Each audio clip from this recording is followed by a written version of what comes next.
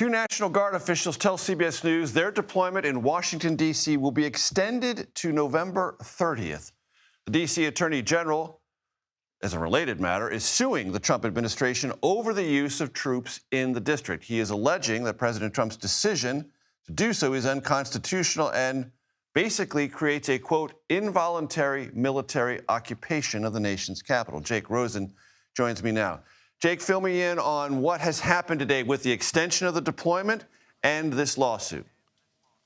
Well, that's right, Major. The 930 or so D.C. National Guard who were initially deployed by the Trump administration here in the nation's capital are going to remain until the end of November. This order by the National Guard does not include National Guardsmen and women who were sent from other states. Whether they remain has yet to be seen, but these National Guard officials did say that the optimal amount for this mission to keep D.C. safe is around 2,200 troops, which is where things currently stand. And as you pointed out, Major, at the same time, we saw a very similar suit to what was filed in California a couple of months ago when the Trump administration deployed the National Guard there, and a judge decided earlier this week and sided with officials in California, saying that the way that the National Guard was deployed there was illegal and against an over 100-year law that prevents the military from being used for domestic policing.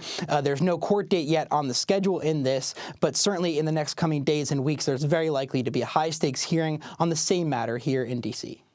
And where is Washington, D.C.'s Mayor Muriel Bowser on this question?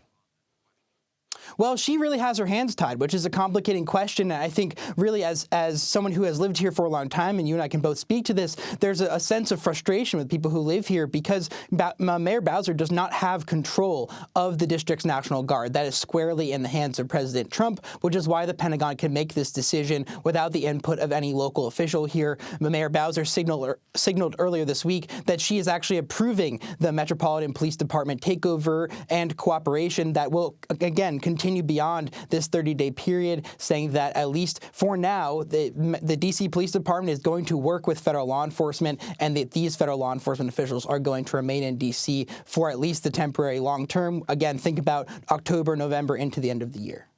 Jake Rosen, always a pleasure. Thank you, sir.